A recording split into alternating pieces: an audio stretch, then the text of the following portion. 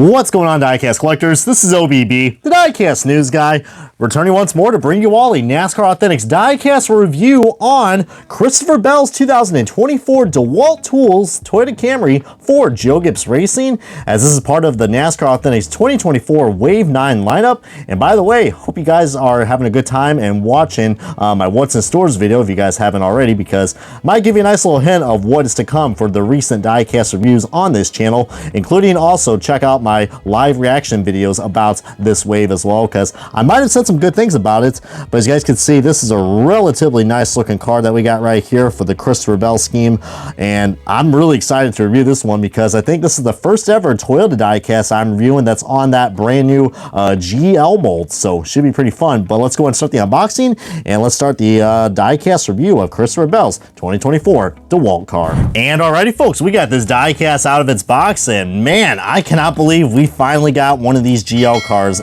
out of the box in the palm of my hands. And looking at the first impressions, guys, I will have to say this looks pretty good in terms of decal quality. Now, I have said some stuff about the front, which I think the Toyota Camry headlights, not as bad as the John Hunter Nemechek car, but if you look pretty closely, as we are doing our usual show business when it comes to these diecast reviews, being unprofessional and honest as we can, as hopefully we're not gonna get any crazy overexposure like we've had before. But those headlights, I mean, looking at this angle, it kind of looks like that they are a little bit of an angle, but you know, we have seen a lot more worse, and judging by the looks of it, it's not terrible, but they do look a lot more thinner. I'm also noticing, I don't know if you guys can really tell, but there is a little bit of a decal wrinkle right here, but this looks pretty good for what we got. And there's a nice little paint chip that we got inside of the interior. Look at that, guys. Even though we got, you know, some paint blemishes right here, first of all, they painted the car the right color, so that's great. And that's the reason why I call it GL, because that's what the manufacturer, every time that this is the printing number that they have, and there's always two letters at the end. Well, we usually get with the EL car, which don't worry, I will be guaranteeing you guys a side-by-side comparison of this pretty soon. But look at the fine details of this, and it does not look like we don't have any. It looks like there's somewhat of a gradient going on with that foil, well, not foil number. Yeah, we don't get foil number diecast and white interiors that are actually detailed. Look at that. There's a steering wheel and there's battery detail. Man, I'm so glad that we have this stuff. I mean, even though people are going to be like, well, it's a toy car, what's the point?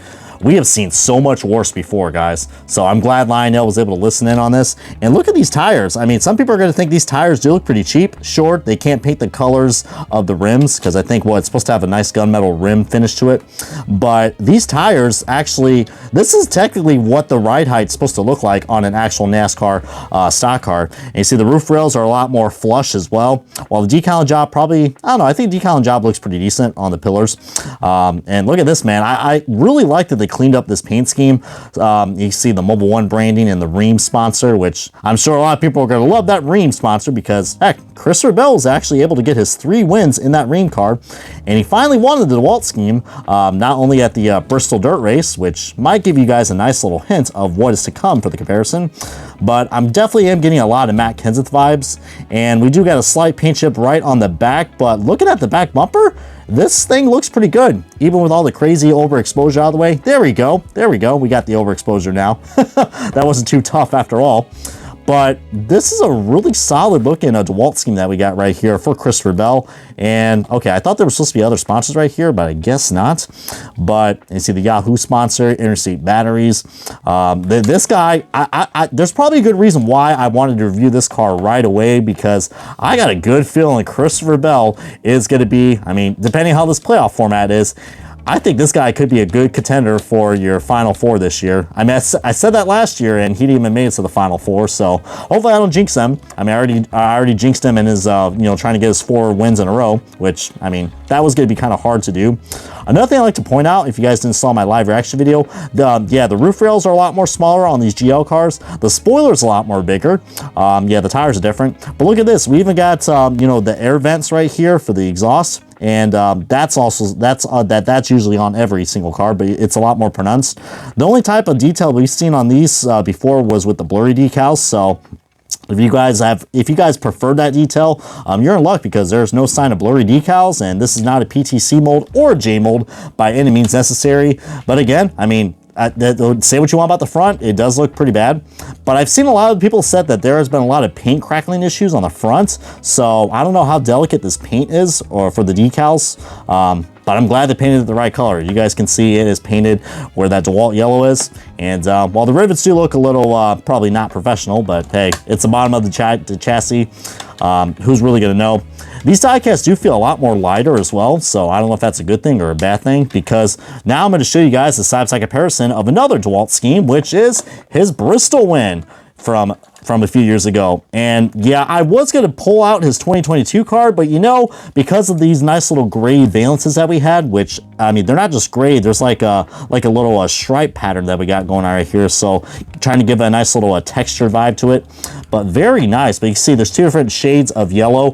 You know, this one's a lot more darker considering this has the dirt detail, and it's also a metal chassis, so of course you are getting what you pay for compared to this $5 you know, toy car. But yeah, it is a lot more different, a lot more pronounced. And you know what, since I finally have more Toyota diecast in my collection, I would have to say that these Toyota diecasts are starting to grow on to me. I mean, sure, they're not perfect by any means necessary, but I'm trying to be a little open-minded, because I think this is I think the second wave that we got the Toyota Camrys, because remember wave 7 we had them. I don't know if we have any for wave 8. I mean, I should know this. I am a NASCAR Authentics fan after all, but definitely reviewing a lot of wave 9 cars.